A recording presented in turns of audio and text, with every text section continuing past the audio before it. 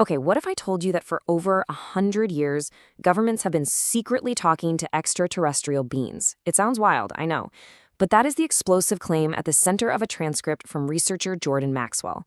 So, in this explainer, we're going to break down his assertions about these hidden histories, these cases of mistaken gods, and a story that he says connects ancient Egypt all the way to the cosmos. Let's dive in. Right at the heart of this whole thing is this really startling idea. For more than a century, while governments have been telling us there's nothing out there, these secret communications have supposedly been happening. And the claim is that major plans are being made, completely behind our backs. So you have to ask, where did this all start? Well, according to the source material, this isn't something that just happened recently. The transcript actually lays out a pretty specific timeline, tracing this whole secret dialogue back almost 100 years. The story kicks off back in the 1930s. An American scientist invents what he calls an electronic telescope, but instead of just seeing stars, he supposedly starts getting messages. After he died, the project was secretly handed over to another scientist, this time in Scotland, who kept the work going and apparently got even better at this otherworldly communication. And what were these messages like? Well, the transcript describes them as being intelligent and just crystal clear. They even pinpointed the source, the constellation Cassiopeia. So the challenge wasn't just catching the signals, it was trying to figure out what on earth they meant. Okay, so this leads to the next big question, right? If these communications are real, who exactly is on the other end of the line? And this is where the transcript takes a really interesting turn, connecting these cosmic beings to an even bigger claim about who we think our gods actually are. And this is where we pivot from, aliens and UFOs to theology. The transcript suggests there's this huge case of mistaken identity right at the very heart of Western religion.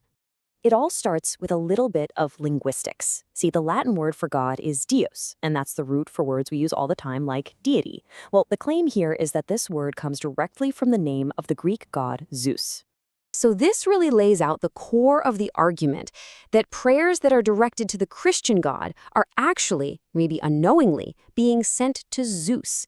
The source basically says Zeus is the actual god of our little corner of the universe, and that the ancient Romans knew this, but somewhere along the way, that knowledge got lost. Now, the focus narrows a bit. We're moving from the distant cosmos right into our own solar system, and specifically to the planet Saturn, which the source connects to another ancient god. This information supposedly comes from a book called The Ringmakers of Saturn, which was reportedly written by a NASA scientist. The transcript claims this scientist was persecuted for revealing secrets about strange activity on Saturn, and that he now lives in hiding, literally in fear for his life. Now, the transcript makes a really simple but powerful connection here. It states that the ancient name for the god that's associated with the planet Saturn was El, just spelled E-L. And then, this gets linked directly to Jewish tradition. El is a name for God in Hebrew. So the source concludes Jewish worship is actually directed at the planet Saturn. And for evidence, it points to that wild hexagonal storm on Saturn's North Pole, which, you have to admit, looks a lot like a Star of David. A symbol, the transcript claims, that was only adopted by Zionists much, much later, in the 1800s. Okay, so we've got claims of messages from Cassiopeia and worship directed at Saturn. But how did any of these belief systems even get to Earth in the first place? Well, the transcript points to a very specific origin story from way back in ancient Egypt. So the next part of this details a very specific encounter, an event that, it's claimed, completely changed the course of religious history forever. So the story goes something like this. An Egyptian pharaoh is just walking by the Nile River, and a silver disc appears in the sky. Beings inside it start communicating with him, telepathically, right into his mind. They tell him to create a brand new religion, called Akhenaten, and they give him its main symbol, a sunrise over a mountain range, and tell him it's going to become the most important symbol on Earth. Now, you might be thinking, that sounds like a heck of a story. But to ground this, the source claims this isn't just some myth. The entire event is supposedly recorded in hieroglyphics on an Egyptian temple wall, just waiting for anyone to see if they know where to look. And now, we get to the final piece of this really complex puzzle. The transcript connects that ancient Egyptian encounter directly to a sacred name right at the very core of Judaism. We're talking about the Tetragrammaton. Now, in Hebrew tradition, the real name of God is considered way too sacred to ever be spoken out loud. So the source explains that the Tetragrammaton is kind of a substitute name, one that's permissible to use. So let's break this word down. Tetra, that's just Latin for four. And gram, that just means a letter. So tetragram simply means 4 letters, and it's referring to the 4 Hebrew letters you often see inside the sun symbol on a synagogue's altar. But the source argues the most important part of this word is actually hidden right at the end. And here it is. This is the key connection the source makes.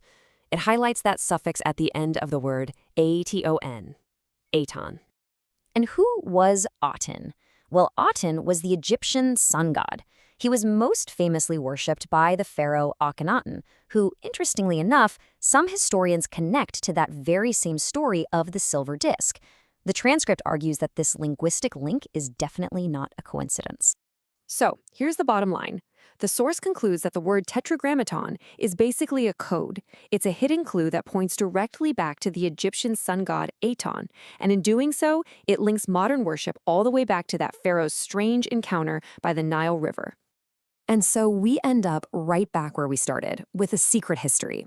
The Maxwell transcript weaves this incredibly dense web, connecting secret communications, ancient gods, and the very words we use for worship. It's a challenging story, for sure, and it leaves us with one pretty profound question. In a world of these alleged hidden stories, what else might be concealed just beneath the surface?